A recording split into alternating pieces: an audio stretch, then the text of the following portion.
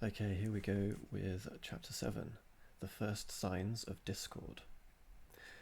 The tower in which the Central Allocations meetings took place was surrounded by a rain cloud, making the emergency session unusually claustrophobic. Streams of rain were running like tears down the glass. It was so dark within the dome that lamps had been brought to the table. Legend had it that they were sitting inside what had once been the nose cone of a spacecraft. The body of the spacecraft, if it ever existed, had long since gone, its valuable metal being replaced by stone and mortar. What a shambles, Ragnarok sneered.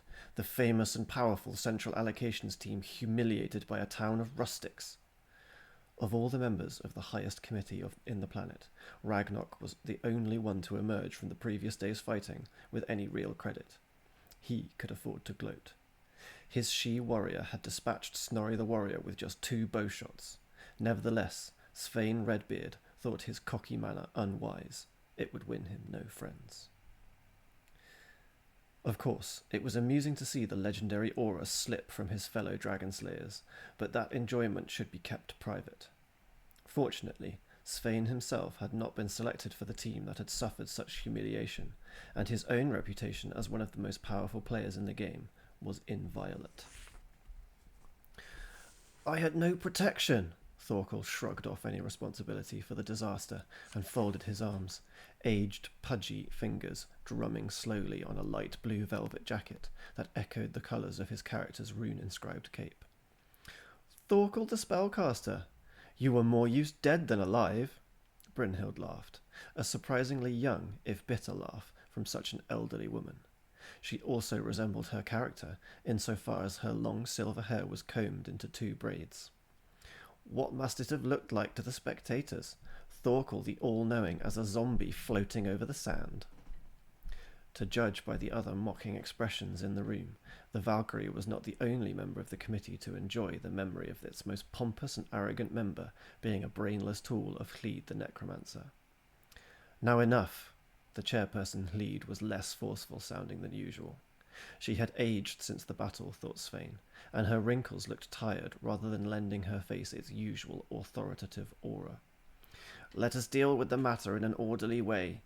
We all of us have things to do. Agreed. The last thing that Svein wanted to do was to spend all day wrangling over the mistakes of the Central Allocations team. He had a good lead on his own personal quest that had been sent to him by the librarian at Five Ways, and he wished to spend the afternoon looking into it. Firstly, we have to reappraise the allocation of solar panels to Hope District. Proposals? Give them more. Give them 10 more, suggested Becca. Svein smiled at her. She was always the most generous of the Central Allocations Committee. 5. It was obvious that Ragnarok hated to give the rustics anything at all, but even he knew it could not be helped. 7, said Wolf.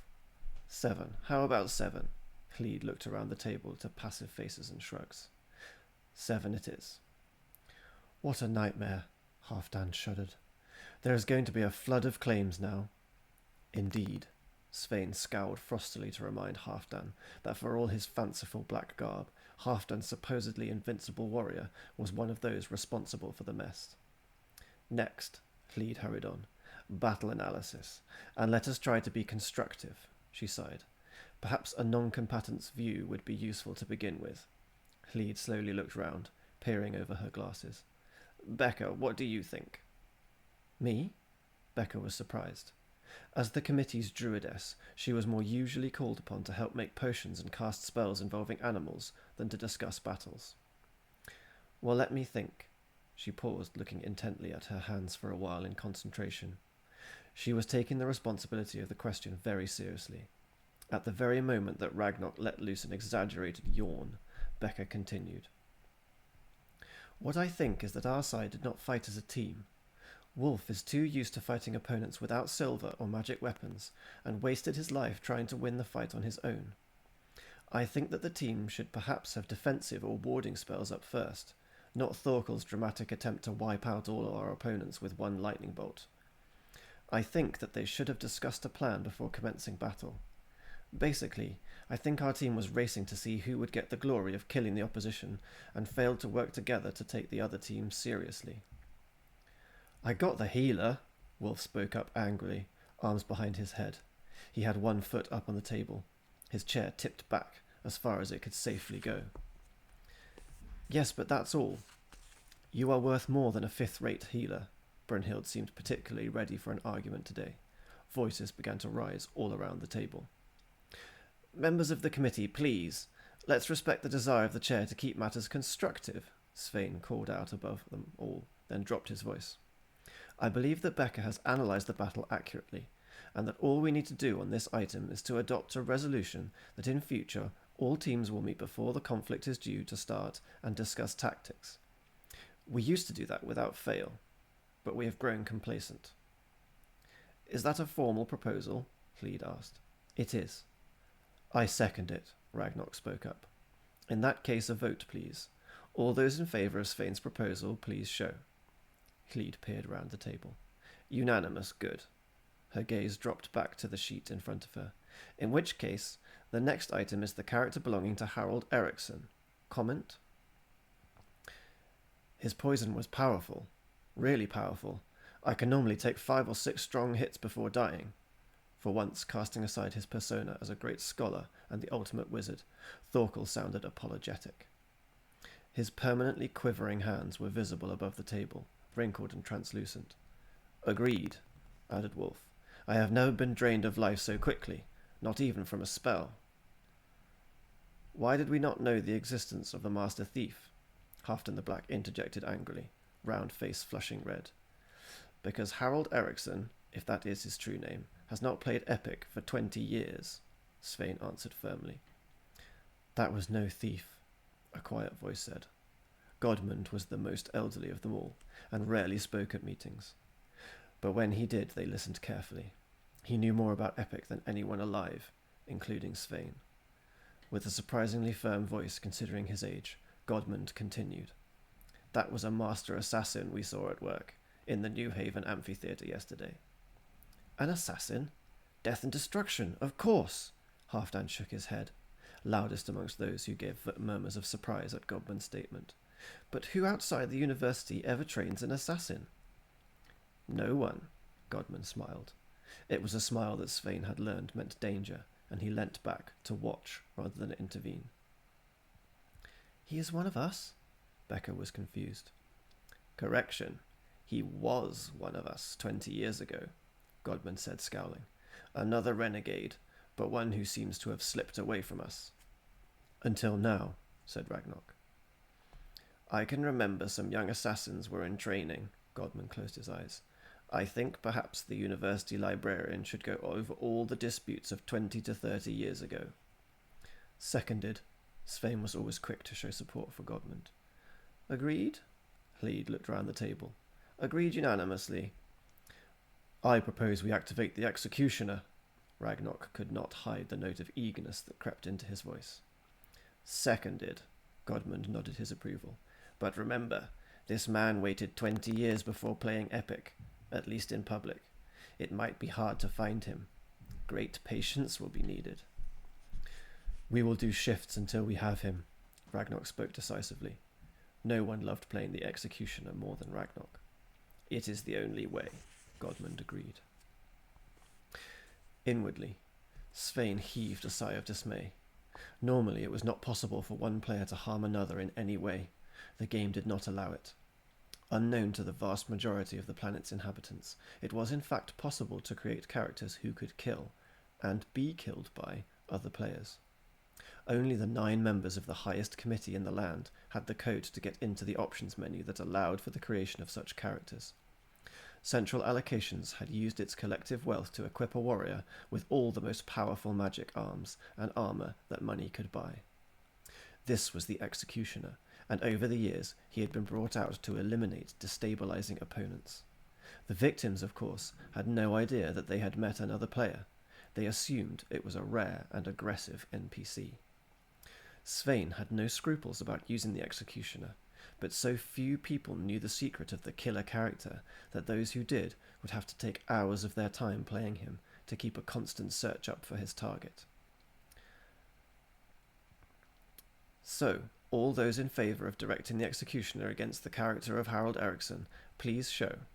Hlede asked for the vote. 1 against. Everyone looked disdainfully at Becca. It's too suspicious. People are not stupid, she offered as her defence. But Svein guessed that she was putting her own moral objection into a language the rest of them could understand.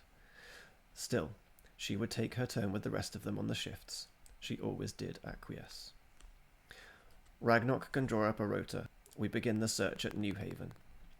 Hlede returned to the checklist of items for the agenda. Finally, we have this. She indicated to the printouts in her hands, found in several places, left on the amphitheatre seating. They passed the sheaf of papers around, taking one and passing them on. When each had one in front of them and was studying it, head bowed, Hlede continued. Comments?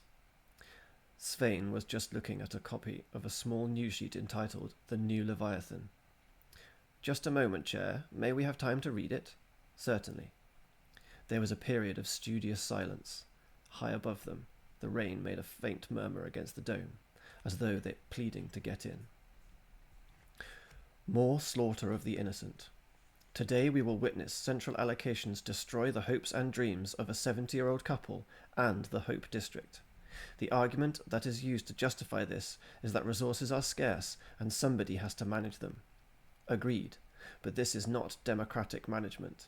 This is the dictatorship of a small, self-selected elite, a new casiocracy as we call them. The new Leviathan that sits bloated above the society, while the rest of us work hard for the community. Over the years, the members of this new Leviathan have accumulated the wealth to ensure that their characters are indestructible. How can Epic be fair? We are told that any other system of administration would lead to a breakdown in society and the return of violence between people. But is that necessarily the case? In ancient Greece, they had a democracy where people were elected to administer the cities, and these people could do the job for only 1 year before making way for the next administration. We could use the technology of Epic to unite the people, in mass, popular discussions at the amphitheatre, and decide allocations by voting, not by game-based conflict. The times demand change. Our system is not working. Overthrow the casiocracy.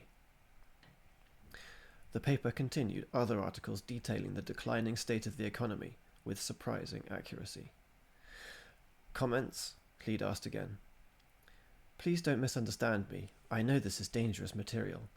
But why exactly is it wrong? I mean, how would you answer these claims? Becca was hesitant. Bloody vengeance, woman, isn't it obvious? This is a recipe for utter chaos. Halfdan had even more of a reason to be angry than the others. One of the other articles in the paper listed in detail his black equipment as an example of how much more powerful the Central Allocations Committee characters were than the average character. Becca asks an important question, Svein intervened, and she looked grateful. I propose that I draw up a discussion document for us all, which answers the arguments in this paper. In the meantime, I would simply say to her that our system is not above criticism, but to think that we could manage affairs by voting is naive. Voting blocks would quickly form, so that, for example, the South would unite together to obtain resources from the North, and so on. Also, the example from ancient Greece is ill-informed. Those people had slaves, and they had wars. For all our faults, we are a peaceful society. Becca nodded thoughtfully and smiled back at Svein, as Svein caught her eye with what he hoped was his most charming expression. Good, said Hlede. So a seconder for Svein's proposal? Seconded, said Becca at once. All those in favour? Hlede looked up to check. Unanimous. I will bring the document to next week's meeting, Svein told them. That's it. Hlede promptly stood up and left, leaning on a skull-topped walking stick that a student had made her, modelled on the staff possessed by her character. Much as Svein wanted to hurry back to Epic, he thought better of rushing out with her. Instead, he helped Godmund rise from his chair.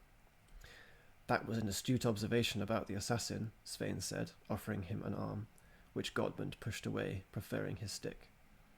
It's not that the assassin worries me. We've had renegades before, and we'll have 'em again. It's that newspaper. We have to stop that newspaper.